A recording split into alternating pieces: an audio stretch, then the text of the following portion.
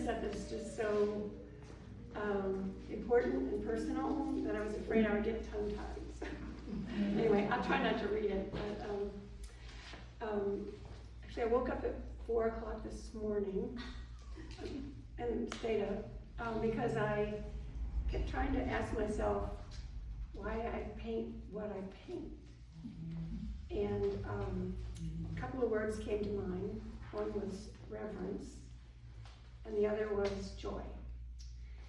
And I don't quite have the words to describe what I feel about the presence of nature, which is why I do paint. As Billy and I were just saying, if I could talk, I wouldn't need to paint.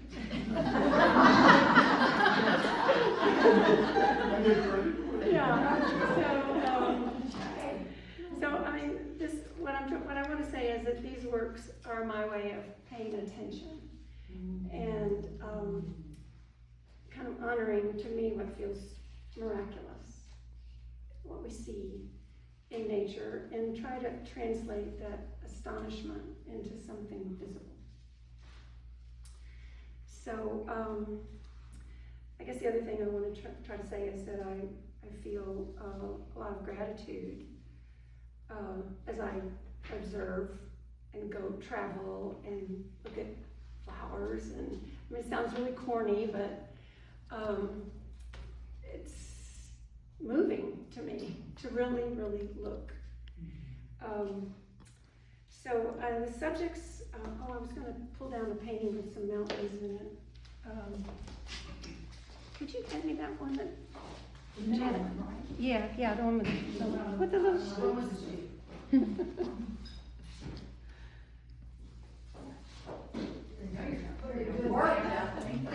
Thank you. Janet and I've been in a book group for 30-something years. Okay, so this one, that'll work, I think. So subjects that I tend to gravitate towards are mountains, sort of the majesty and the archetype of mountains as a holy place. I'm fascinated by views of vastness and vistas, the colors that you see. Sometimes you see sort of, if you look at photographs of Scottish landscapes and English landscapes, we've just been watching All Creatures Great and Small. So all the landscapes, it's just, you see sort of ephemeral signs of people living there, hedgerows and all of that. It just fascinates me. And then flowers, because they're ridiculously beautiful. I mean, they're just the color, so intense. So for me, it's less about depicting these things than it is about sort of being in the presence of them. So this is a collage show, and I work with papers that, some of which I make. These are examples, and I was just going to pass them around for a minute if you want to look at them. There are days when I don't feel like painting, and so I print paper. And I tend to kind of make piles of certain colors, thinking ahead, not knowing what I'm going to do, but thinking, well, I'm going to need some greens, and I'm going to need some earth colors, and I'm going to need some pops of bright colors for things in the landscape. So that's, they're done on a jelly plate. Does anybody know? A lot of people are using those now, and they're really fun. So I take these pieces of paper and I kind of try to patch together or almost sculpt the land and try to sort of reimagine my impressions, because these are not from photographs. There's no photograph. There's just a memory. And the physical process involves kind of responding intuitively to put down a piece of paper and then kind of look at the composition, try to sort of imagine what part of the landscape that might be, and then go from there. So it's almost like I wander around in the world that I'm creating in the painting, and looking for sort of sacred areas. And, so I tend to try to go beyond seeing, but how I feel about this place, how a place is. And as far as the flowers, just the fleeting beauty of them, their intensity of color. And sort of embarrassing to say, I don't know if this is embarrassing, but to me each painting is sort of a form of a prayer, because it's a chance for me to pay respect and honor the landscape. And just wanted to mention that a couple of people, one of the things, sayings or quotes that I keep in mind is from Annie and Lamont, which is the prayers that are most important and kind of cover the territory are we're gonna try to remember. Thanks. Thank you, thank you, thank you. Help me, help me, help me, and wow. So this is the wow. and also the thank you. And the other words that I try to keep in mind are what Mary Oliver wrote, which is that attention is the beginning of devotion. And she also said, pay attention, be astonished, and tell about it. That's what I'm trying to get at. Beautiful. First I want to thank Prudence, and I want to thank the staff here, because she gives us these opportunities, and it's I really appreciate it. Thank you very much for allowing us to do this. I come at collage kind of sideways. I keep a sketchbook. If you go out and look in my car, there's a sketchbook in the floorboard of the car there. And I usually have one beside my chair at the house. I have many sketchbooks. Most of them are 3/4 filled, and then I'll off on another one, different direction. But one evening several years ago, I was sitting there, I didn't have my sketchbook, and I started putting pieces of paper together. And so it evolved into a whole series of little sketchbooks. Pages that were really collage pages, and I do that just kind of intuitively. This looks good here, but I like to pay attention to what just evolves in the sketchbooks and in little personal works like that. They just happen, and if I pay attention, I find that they lead to other paintings and drawings, and so I try to pay attention, and that's part of that paying attention stuff. So Prudence said, we're going to have this collage show. Would you like to be in it? And I said, sure. And so I went home and I said, oh, I don't know. What am I going to do? I'm going to have to do something with collage. And while I was thinking about that, I started thinking about my earlier life in paper. And there was this time when I was in school and I lived in this old house that my entrance to this 4-apartment broken up old house downtown was through the alley.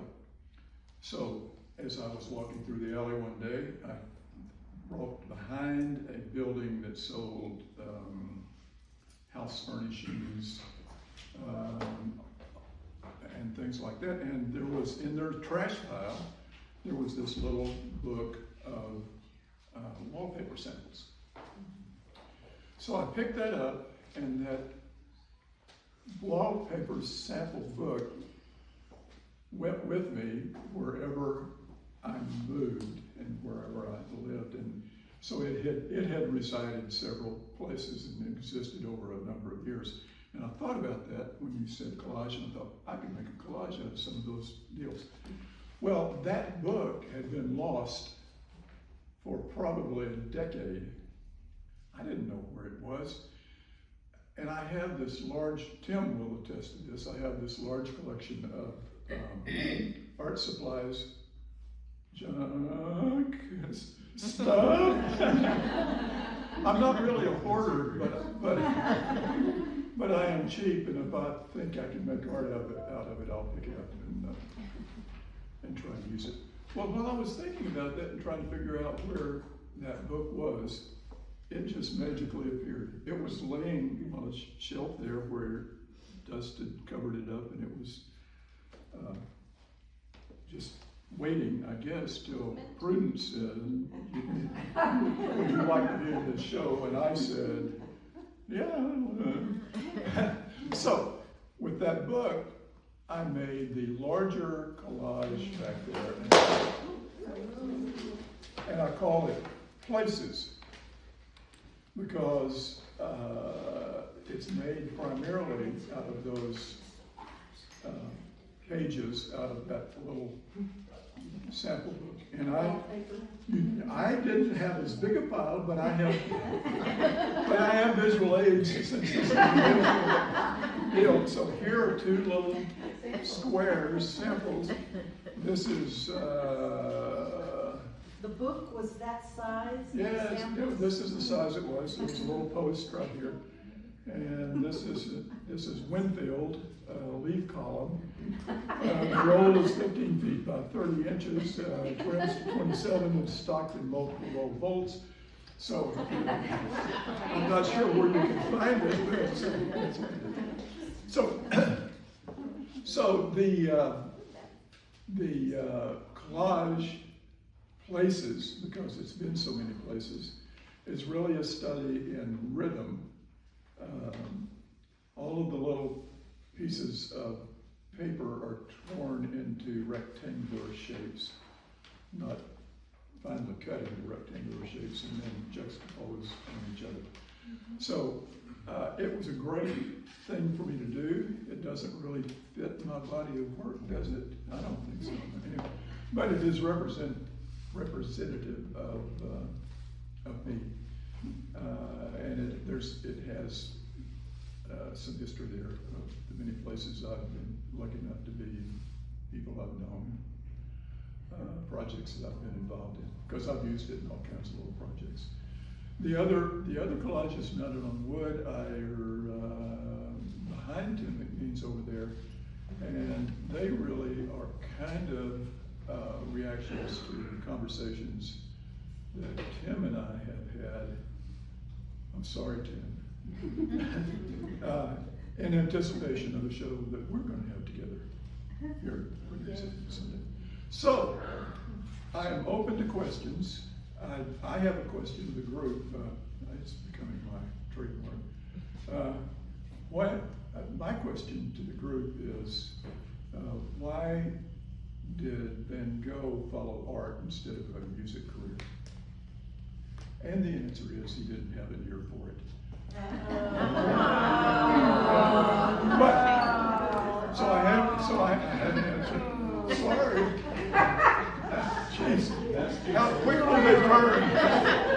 Get the hook. I have 45 minutes more material. 45 minutes, I have another 30 to 45 minutes. No, any questions? Please. No questions? Not yet. Okay. Thank you very much. Thanks to all of you.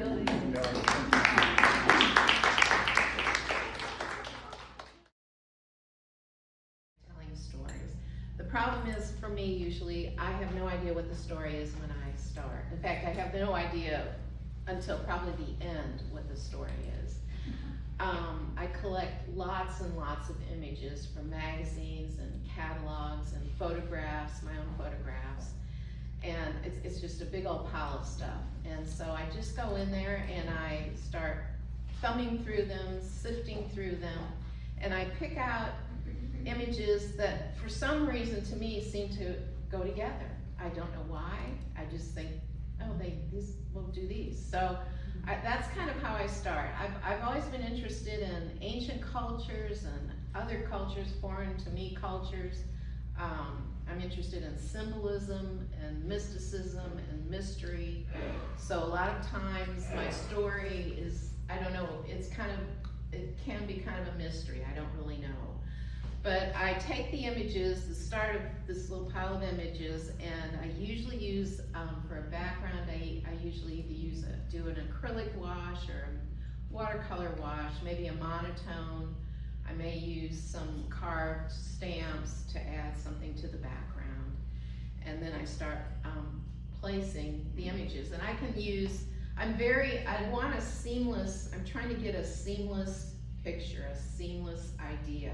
So I will spend a lot of time cutting out little bitty pieces and very intricate pieces.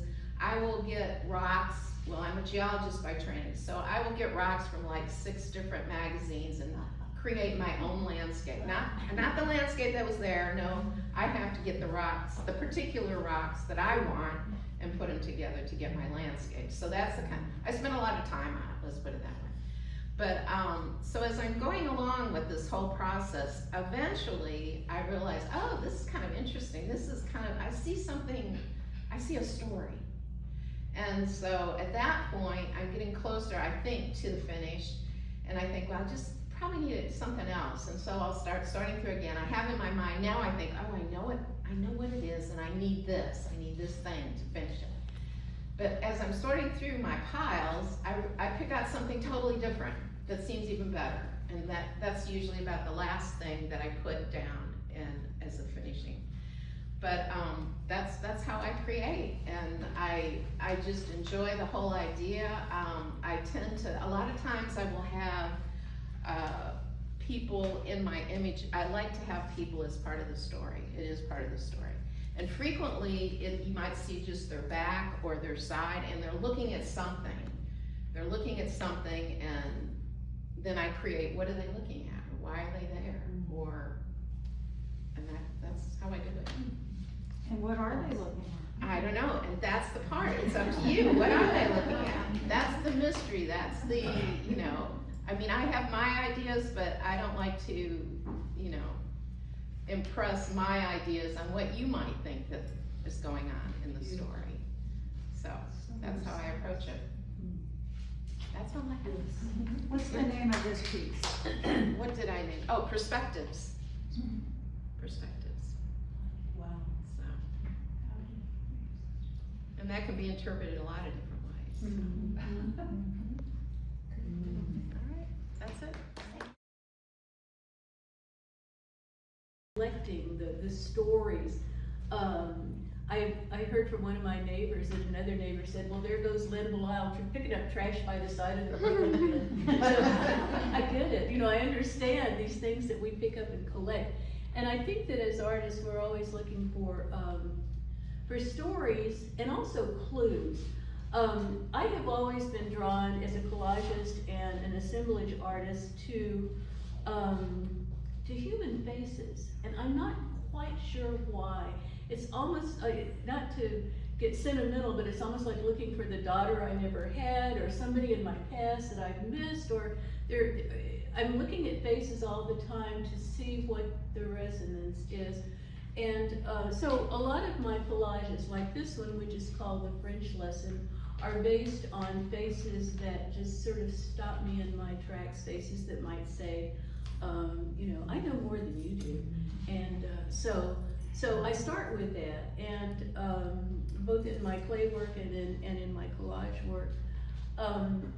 Also, I work with encaustic, and that adds another dimension to my collage work. All of the pieces here on the wall have coats of encaustic medium on them. And encaustic, I'm sure most of you know, it's had a huge revival in the last 20 years. Jasper Johns was responsible for starting the trend toward using wax as a medium, but it was used by ancient Romans, and some of their paintings still exist because of it. But encaustic is beeswax that usually has a bit of damar rosin added to it, and you melt it to about 180 degrees, and then you use that hot wax as a sealer over your collage elements. And when you work with encaustic, you have to be careful of a few things.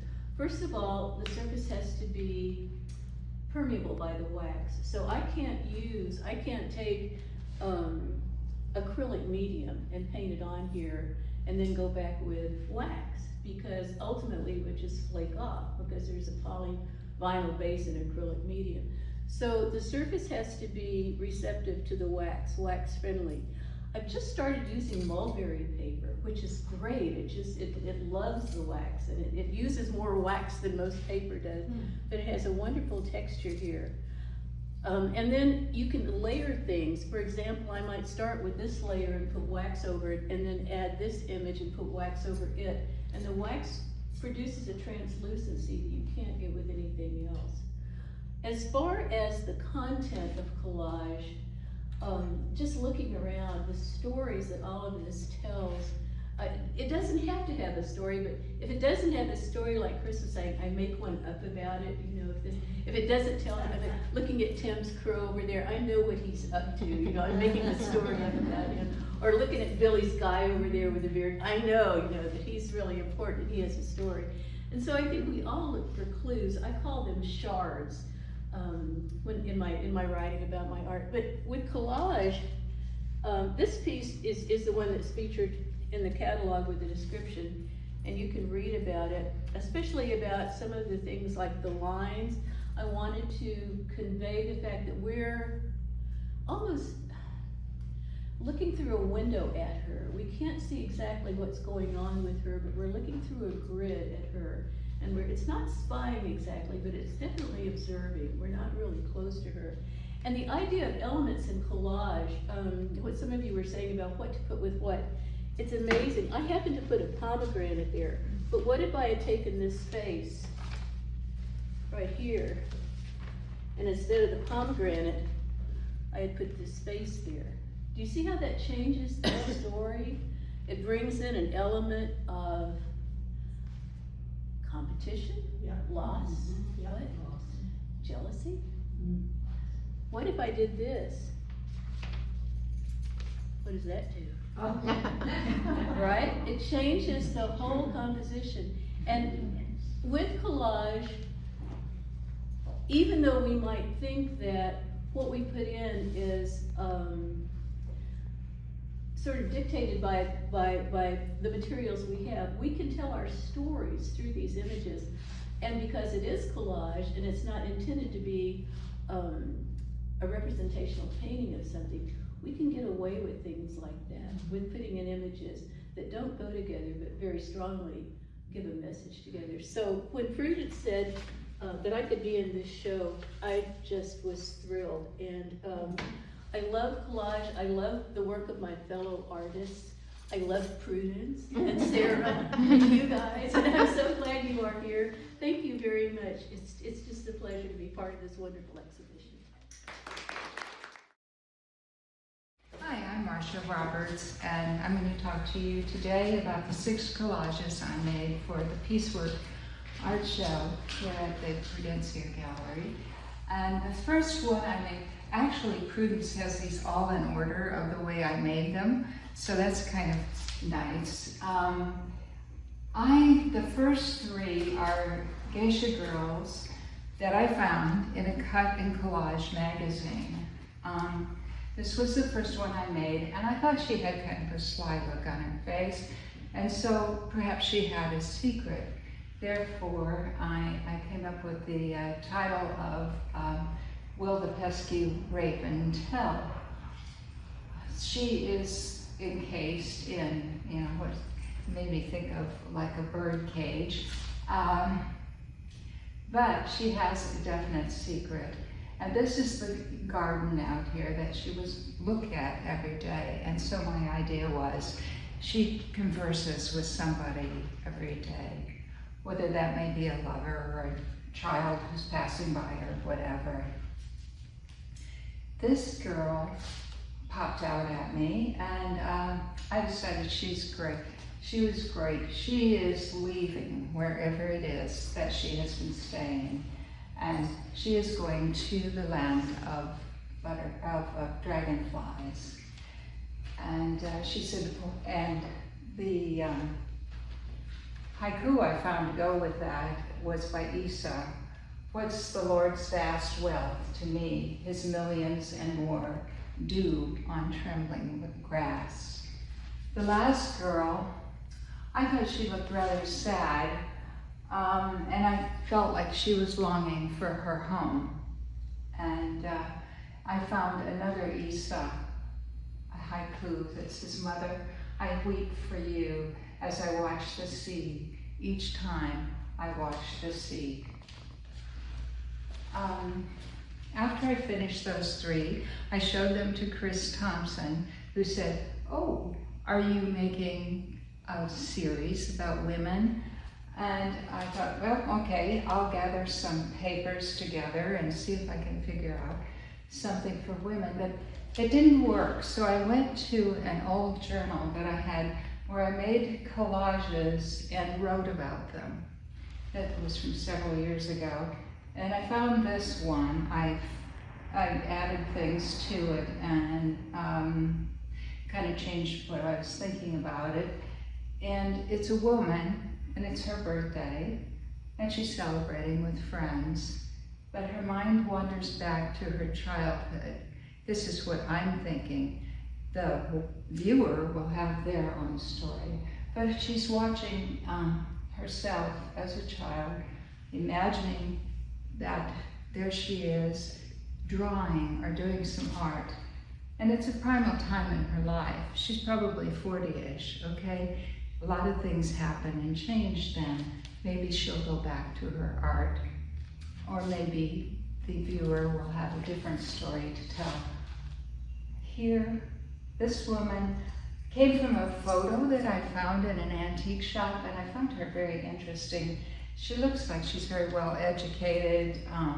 She's traveled around the world. And so she also was in this journal, and I fixed her up and did more to her. And then I got to thinking about her clothing. She's from the 1880s. She could have been a suffragette.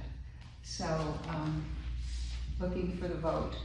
Okay, and then the last collage I found from that pile of papers that I had gathered to see if I could make one about a woman or women. And I found the old ephemera of a woman, and she's carrying a dish. So she's about 1950-ish, you know. Here's the tuna casserole or some jello or something like that they took everywhere or served to their families. And then this is a woman of present day, hugging her child very tightly. A number of women especially have to do this these days. They don't know if they'll be separated from their children or not. Also, mothers today worry about sending their children even to school. Will they be sick? So then that's past, this is present. And this represents the artist, the hand and the painting. The artists are recording it all, and as they always do, whether they're writing poetry or books or painting pictures. I thought this was interesting to add the three leaves of past, present, and future, and then of course the artist represents all three of those.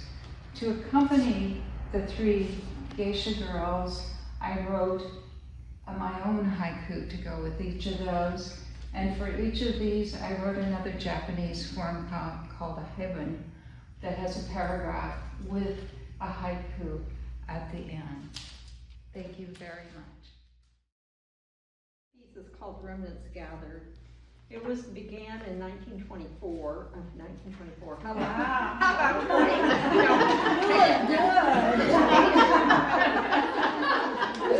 2024. So my husband and I were met with some very unfortunate circumstances. It was a time of upheaval in our life, and everything was displaced. I had very few art pieces or art materials to work with at that time. I had a bag of discarded old paintings on paper, and I had this cradle panel. So I started assembling these pieces of these cut and torn paintings. and I was trying to find a way forward to normalcy in my life. A way to make sense of how remnants might come back together. This year I realized that the painting was dense, the other painting was dense, it was unsettled, it was unresolved, which was all very fitting for how I was feeling at that time. It made sense. So I returned to this painting a few months ago. I had healed from the experience, and I no longer wanted the painting that was here before. So I worked to decrease the dark and dense areas that were heavy and unyielding. I added light and space. I softened edges. Shapes and areas were brought together, whereas they were dispersed and scattered before. I brought them together, worked on unifying, which was how I now felt about this experience. I had healed from this experience. So the fragments remained, but the relationship changed. And that changed everything. So in art and in life, I have learned that there will be periods of chaos and uncertainty. We've all been there. The challenge lies in gathering things back together and seeing a way forward. This painting holds that space for me, and maybe it will hold it for you. Thank you. And I'm very grateful to be in this show for years. I've been doing collage for years. And for years I've wanted to have a place to show some of my work. I like the name Prudence you gave of this because a lot of people call me a piece of work. Especially when I do things like this.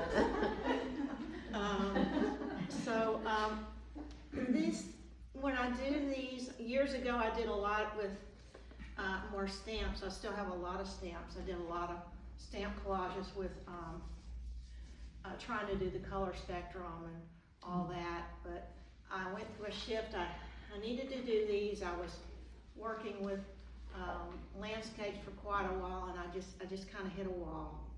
And I said, well, I need to just go back to collaging. And it's interesting. I don't have a lot of philosophy. I do it to free my mind and to challenge my brain to go outside the box. And what's wonderful is I don't have to go on the representational realm. I can explore more. With landscapes, I admire those here that can take collage and do it with landscape, but my little OCD brain won't let me do that. So I find things all over the place. I ride the bus, or I'm always hunting, like Lyn was saying. I'm hunting for things, and Billy, I look for things all the time when I'm walking from one stop to another, or I'm in a parking lot, and I go, oh, okay. And so I have a big container in my studio, and it evolves. Sometimes I go through and sort out and go, nope, not going to do anything with that ever, or yes, I'll keep that. And so I'm always filling it up. And then when the time comes, I don't know when it'll be tucked away.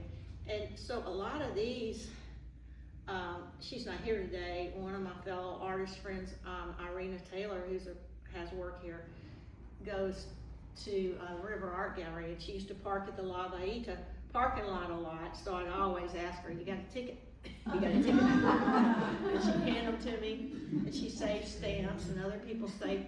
And what I like about it, when people say these things, they're noticing these things themselves, because all of these things are in front of all of us. A lot of this is packaging, the different colors, and then I find things in the store. Some of these are from, this is funny, this is a Mississippi inspection sticker for sweet potatoes. For a while in the grocery, I would see a whole lot of those, and I saved them. I just said, there's just something about that. I don't know. Maybe because I lived near Mississippi at one time. I don't know. But so finally, no, it was late last year. I worked on this piece, and finally it clicked. I said, I know what I want to do. Kind of, you know, and I began to orchestrate. It's kind of like writing a composition. You know, you've got all these pieces, all these notes, all this line, shape, color, design, and trying to make something that doesn't make sense, make it make sense. Which a lot of people look at these and they go, okay, I want to see your landscapes. And I'm like, okay. But it's real personal to me. It's like creating something from something in another, into another meaning, into another, in another world, I guess you'd say. Also, I love pencil, so I add pencil in here. I didn't used to do that, and these lines didn't used to happen. This has evolved. You know, it's just changed a lot. But it's all an experiment, and it's not anything, you know, I'm not really thinking of a subject matter. It's about design, trying to make good, solid design work. And the color, and you know, I used the packaging this time because the colors really pop. You know, of course, the graphic designers are using the CMYK, which is the words for the colors for graphic printing, and I know I've tried with some of my other papers, and it's like that ain't gonna cut it. And then another piece over there was a painting, and I cut it all up that I'd done, and I want to explore that again. But they're real personal, they're dear to my heart. It has to do with also when I see things that I'm about ready to throw in the garbage, and I throw away so much garbage, you know, that I'm frugal, but I mean, I think, gosh, I should be able to do something with some of this. I should be able to make something with some of this. At least show that there's some value besides just being packaging to be thrown away. What can I do? What else can I do with it? So that was on my mind in a lot of these collages, to give some value to it, and to make something somewhat beautiful out of it besides just tossing it in the trash. So that was really on my mind this time. But I'm just really thrilled to be able to be in the show, because it's been years since I've been I've been doing collage for a long time, and just to see it on the wall and see it there, I just thank you so much, because it was another check on my bucket list. So I appreciate all of y'all and your inputs, and I'm sure there's more things I could say, but that's all my brain wants to do, so. Thank you.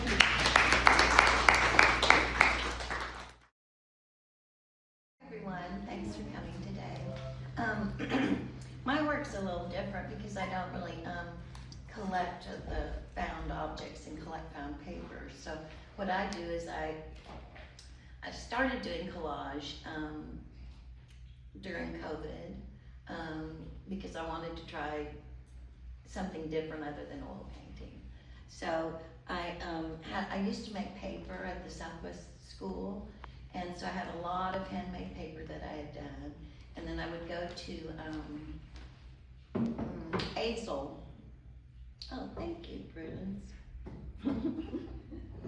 So I'd go to Azel Art, and they had a fantastic paper selection, so I'd choose some papers there, and I used some of the handmade papers that I have, and then I would start just arranging the pieces.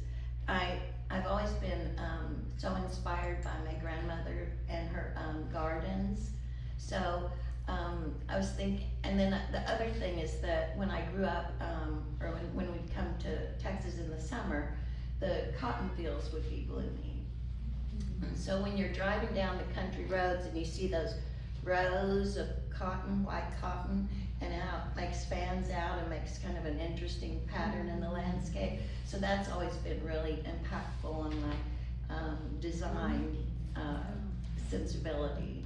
So between my grandmother's flowers and all of her trees and the vegetables and the cotton farm and the she had an apricot tree and all these things that she would show me, and when we would go out there, she would show me the different parts of the flowers and tell me all the names of the flowers. And so when we got married a long time ago, and I thought, well, what, you know, that's what I'm gonna have someday, is I'm gonna have a garden.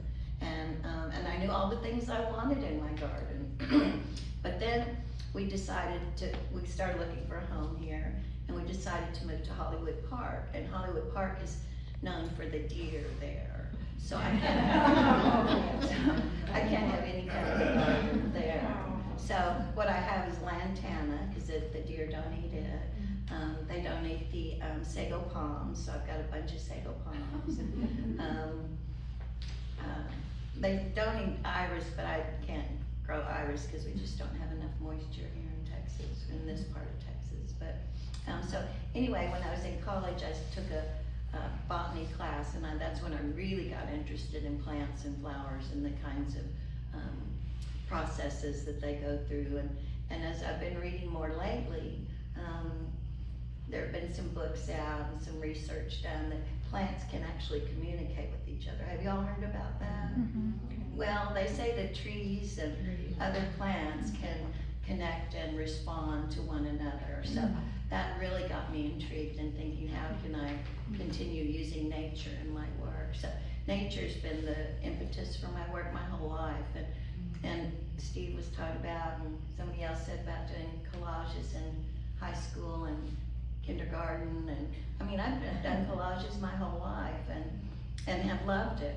And then when I grew up, we grew up in Las Vegas, Nevada, and we lived near our housing development was right near the desert area. So I would go out there and collect things when I was little. I remember collecting bits of glass and wood and shards of, you know, different kinds of things that I would find and making collages from them. But like I said, nowadays I don't really do the collecting and the found objects anymore because I've got so much stuff in my studio anyway.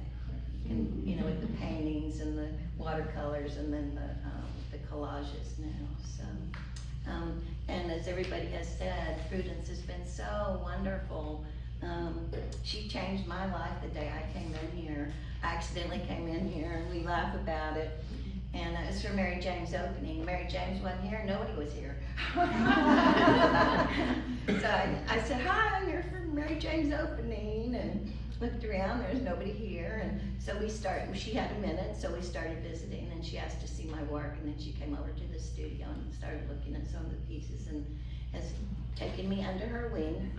And I feel so blessed, because my work is really the thing that keeps me going, because John and I don't have a family, and so my work is my, you know, really a big part of my life, and you've become a big part of that too, so thank you. Thank you. And thank y'all so much for coming. Something else. Like I'll switch to watercolor from acrylic, I'll switch the style I'm trying to paint in, I'll switch subject matter. For years I painted pretty much musicians, and then I switched to landscapes, but I was just having a real hard time, so I thought, what do I do? So I thought, well, I keep seeing all this stuff about gel printing, and I thought, you know, I've been in the printing industry my whole life, so, you know, it should be a snap, no problem. So I started in on this, and I started printing, and I get one good print for about every 50 sheets of paper. So I get this pile of stuff sitting in my studio. This is the stuff that I kept, not the stuff I threw away, filling up the recycling bin. So she put the call out, and about the same time that I was doing the gel prints, I was going to do something in my studio, and I'm always listening to jazz. And I picked up a CD by Branford Marsalis, brother of Wynton, great saxophone player. And all the songs on it were based on images by Romare Bearden. if you're familiar with him. He does wonderful collages, does wonderful paintings, are very colorful. So that sort of made the decision. I said, well, I can do that. So for years, I said, painted musicians. I love jazz music, I love blues music. So I thought, I'll just use that. So I try, as in painting, I try to tell a story with everyone. So I put together a lot of my photos, because I have, just tons of photos of musicians and sketches from New Orleans. I have tons of photos of the landscape there, also landscapes from Spain and every place that we've traveled. So I started going through those, and for each collage I was doing, I was dropping images into a file on the computer. So then I got done doing that, and I went through, and I thought, well, I started cutting things out, pasting them down. My cardiologist would love it, because I've gotten so many steps between the computer and the table. Because I never sized anything right the first time. I got to go back and do it over. So that's the process I use for it. This one is called Street Music, and you probably can't see much of it. It's a little too small, but each image in here, let me just pick it up.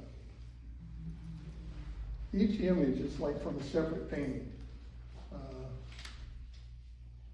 Like all of these figures are my paintings, reduced down, cut out, whatever. So that's pretty much what I'm doing with the whole process. So I think it's been fun. I've really enjoyed the collage aspect of it. It's a lot of fun. And the one in the back that I really like is the one from Spain, for the love of Spain. And I tried to develop that as a scene with a foreground, a midground, and a background. So the scene in the foreground is sort of a street scene. That's made up of photos that I've taken. And also, if you look at it closely when you get up, all the little pictures in it are really from full-size paintings. Like most of the little tiny things like that are from 24, 36-inch paintings that I've done. And then in the midground, we've got another building. In the background, we have a painting that I did. So I've really enjoyed it. And I have to say that I hear today from everyone pretty much that we're all storytellers. If you're a writer, you paint a picture with words. If you're a visual artist, you tell a story with images. And I think that's what we're all doing. And I'm also just very proud to be associated with a bunch of artists. It's great. So again, I just want to thank Prudence, because once again, she's done a great job. And I think this show is something that I hope she considers doing every year. Thank you. I'm very honored by y'all. Thank you, Steve. Thank you. I have a question because I'm not aware of what gel printing is. Could you tell me what that is? Oh, it looks like a little rubber plate, flexible plate. You put acrylic paint on it. You can take, what I'm doing is using laser images of my photos, and they transfer to that. And you pull that up and you put another ink down after that dries, put paper on it and let it dry, pull it up and you have your image. So, it's not as easy as it sounds. Not nearly as easy as it sounds. That sounds very complicated. Anyway, thank you.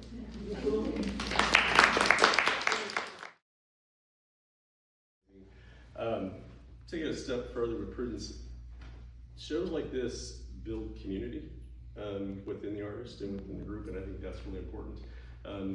We're all together, we're all sharing our stories and sharing our experiences, and that's really what art's about. I mean, we all come to a piece with all of our baggage and all of our, whatever we've gone through, and so, and then to talk about it and really show it, I think is really important. So I want to thank you for that. And the other part of that is, on the other side of that, it shows like this also, because we all are now really getting to know each other and we've showed together, shows like this also make us kind of raise our game up a little bit. Like when we do these things, we know we have a standard, and the standard just keeps getting better and better. And so I want to really thank you for putting on these shows, these group shows, and giving us these challenges, because it also makes us see the world in a different way too, because we can get into those routines where we're just, oh, this is pretty easy, I'm on autopilot doing this, and so this makes us switch a little bit, and do something different. So thank you very much for allowing us to do this. The work itself, I can talk a little bit about it. I'm an artist, but also an art educator, and so the kind of theme today has been the idea of everything has potential. And so I think I approach each piece with the idea that everyone, I'm teaching young people and students, they have potential. We can fuss about them and those kinds of things, but they all have this ability to be something more, right? Art's the same way. These little pieces and scraps and things that we find all have potential to become something valuable, right? And so I approach it in that manner. A couple of weeks ago, we were in Arkansas hiking, 3 or 4 miles, and we come across this campsite that had been obliterated by a wildfire, and in there was this bucket that was just rusted and had holes in it, and there was scraps around it. And so we finished the hike. I'm carrying this old rusty. I didn't have a bag. I didn't have a backpack. So I'm just packing this out, and people are walking by going, "What's this guy carrying?" But that's just what we do. And so the pieces that are there, the smaller pieces, those 2 in the center, those came from a piece that was ruined. I put a varnish on it, and when I did, it bubbled it up a little bit, and so I was like, took a razor blade and started scraping it off the surface and pulling up little pieces and scraps that laid around the studio for a year or 2, and then it comes together. You start pushing things around and playing with things and moving them around. And the top piece was, there was a building in Colorado, and the building was that coral kind of color that's on there, and I had that in mind, and there was these little windows that were there that kind of reflected the sky, so there was a little turquoise there, and so that popped into my head, and that's where the piece comes from. It's just kind of intuitive sometimes. The see and seek is just, that goes back to education, that goes back to Deb, my wife, because she's amazing, and I'll explain that. But with students, we can show them things, we can discuss things, but what we really want them to do is to seek more knowledge. We want them to seek things out. We present these experiences to them, but we want them to go further. We want them to go more. And so there's that line where you cross, where you see something, but are you really seeking more? Are you looking for more? Are you going to go further? And so Deb is just amazing at this, where we'll watch something or see something and read something, and the next thing I know, she's gone down this rabbit hole where she's totally researched it and gone all these different places, and she has such an inquisitive mind, and so that's really what this is about. The Ravens, you'll see, they've really just kind of taken hold of my work, just because for me they do represent education. They represent educators. Ravens in creation stories and in mythology, they bring the light to the world, or they inform. They come back and they go out, they find knowledge, and they bring it back. And so they've kind of developed into that vocabulary as being the educator. And so that's where that piece comes from. It's see, and you add that little K to it, just a little step further, and you see. So that's the piece. Everything else it's intuition, it's pulling it together. And it was just kind of funny, I had the aha moment. I didn't really think about, I've always been a collage artist. I never even considered it. I glue all those pieces of paper on the panels, and then I draw on top of it, or I'll do a drawing, cut the drawing out, stick it on there. And I just do. I didn't really think about it, and then I went, oh, yeah, I've actually been collaging all along. So I just didn't, sometimes you think it's little scraps of paper and pieces of magazines, because that's what you kind of grew up with, but I never, just taking it a step further, so it's just part of the process. So I'm going to keep it short. So there you go.